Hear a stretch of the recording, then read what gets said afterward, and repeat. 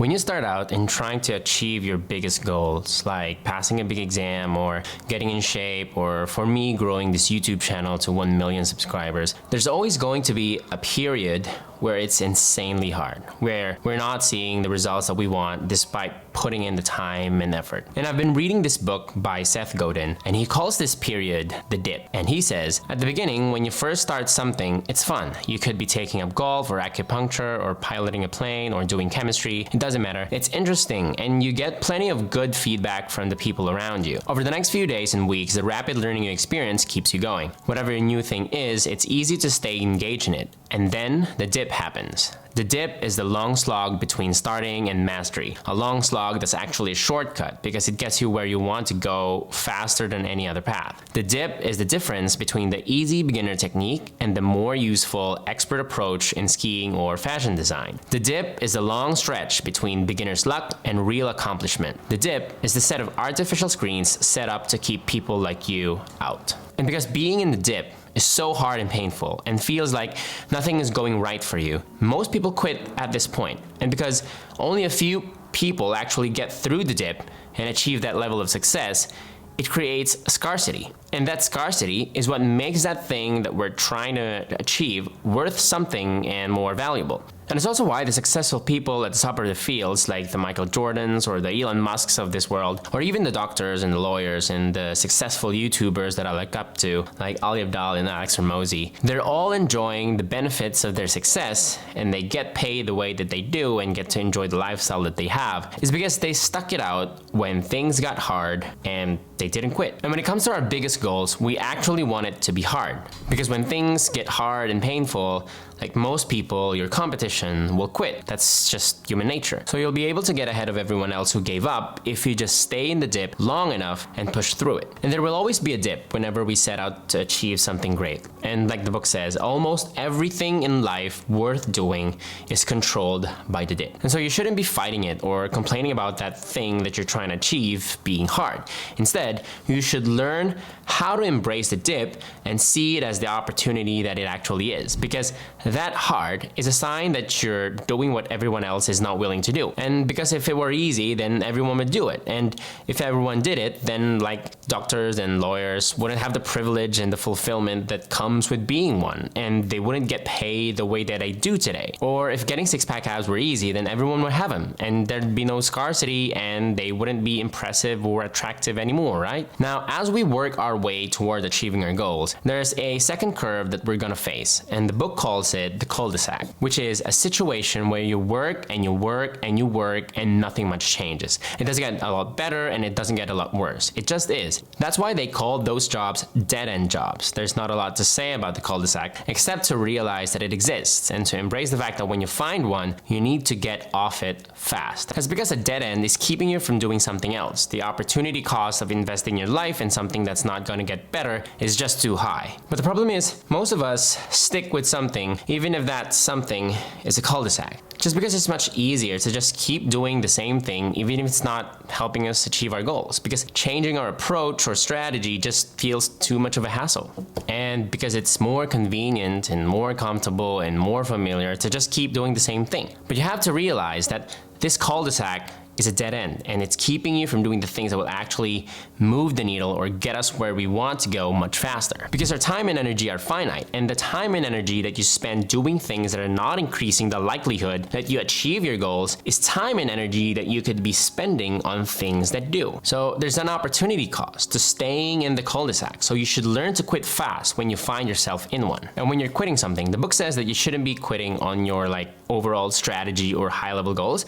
Instead, you should quit on doing the tactics that are not working. So a strategy just basically means the big long-term stuff like becoming a doctor, graduating college, or making enough money for financial freedom, or for me, growing this YouTube channel. And tactics are the specific actions that we take every day to get to that long-term goal. And so, yeah, you have to keep your strategy and your biggest goals, but you have to quit the tactics that are not giving you any results. For example, when you're studying for an exam, you should quit taking notes or rereading because it's not going to give you the results that you want, no matter how hard you try, so that we can refocus our time and efforts into things that will actually move the needle in whatever it is that we are trying to do. And I love this quote from the book that says, a woodpecker can tap 20 times on 1,000 trees and get nowhere but stay busy, or he can tap 20,000 times on one tree and get dinner. So if we don't quit doing the things that are not working or are not getting us closer to achieving our goals, then we're like the woodpecker tapping on 1,000 trees, and that'll just get us nowhere. So now that we know what a dip is and that we need to stay in it and get through it while quitting the things that are not working, this leads us to the next question, like what should we actually do? Like what are some actionable steps that we can take to help us to not quit when quitting seems like the easiest option, so that we can push through and achieve our biggest goals? And the book says that the very first step to getting through the dip is recognizing that you're in it, because knowing that there's the dip reminds you that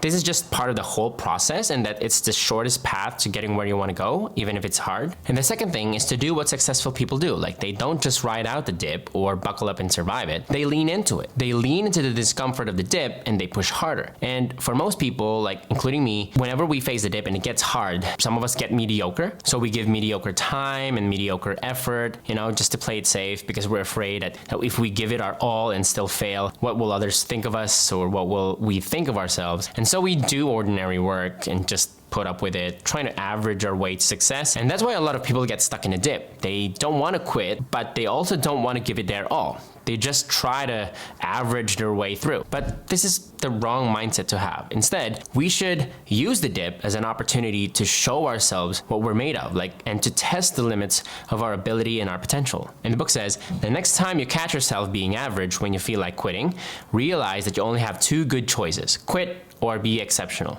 Average is for losers. Am I being too harsh? Isn't your time and your effort and your career and your reputation too valuable to squander on just being average? Average feels safe, but it's not. It's invisible. It's the last choice, the path of least resistance. The temptation to be average is just another kind of quitting, the kind to be avoided. You deserve better than average. Because if we want exceptional results, then we need to give exceptional time and effort as well, because it doesn't make sense to expect to achieve our biggest goals by just averaging our way to it.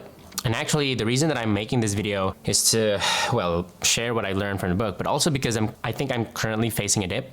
And I think I'm just averaging my way through it, because in the last few weeks and months, I've been struggling with, juggling a lot of stuff. Like my wife and I have a 16-month-old daughter, and I'm making videos on this channel to show, to share what I learned with you guys. And I work full-time as a doctor, and then I also run a question bank, which is MedQ Bank, that helps postgraduate interns in the Philippines become licensed doctors. So every morning I wake up just feeling tired of it all. I have thoughts of quitting, like quitting the question bank, quitting YouTube. When I see your comments saying you're learning something useful from what I'm sharing, that sort of gives me a sense of purpose. And it gives me the satisfaction that I'm making even the smallest difference in other people's lives. And that's why I forced myself to make this video, to document this phase where I'm in a dip and that it's insanely hard. And so what I've been doing to help me stay in the dip and get through it is the third step, which is focusing on the long-term benefit instead of the short-term pain or cost of getting that thing. And it says in the book, when people quit, they're often focused on the short-term benefits. In other words, if it hurts, stop. Short-term pain has more impact on most people than long-term benefits do, which is why it's so important for you to amplify the long-term benefits of not quitting. You need to remind yourself of life at the other end of the dip, because it's easier to overcome the pain of yet another successful cold call if the reality of a successful sales career is more concrete. It's easier to stick out a lousy class in college if you can picture graduation day. And you can think about it like a mother giving birth. Like there's a lot of short-term pain that comes with it, like going through labor or a lot of pain and suffering in the moment. But after the baby comes out, there's a sense of relief and fulfillment that lasts much longer than the pain. And I actually asked my wife about this, and she said that while she can remember going through the pain and the suffering during pregnancy and giving birth, she couldn't actually remember how bad it was, how intense the pain was, but the joy and the amazing feeling of having a family was way more satisfying and fulfilling. So by reminding yourself of the long-term benefits of achieving your goals instead of focusing on the cost, effort, or short-term pain. It could be each practice test that you do when you're studying for the exam, or each rep that you do at the gym, or each video that you make for your YouTube channel. It will feel much more bearable and help you get through the dip. Alright, so if you got to the end of this video and you find it helpful, you might also find helpful this other video here, where I break down the 5 lessons from the book Atomic Habits specifically for passing your exams. Thank you so much for watching, and I'll see you in that video. Bye.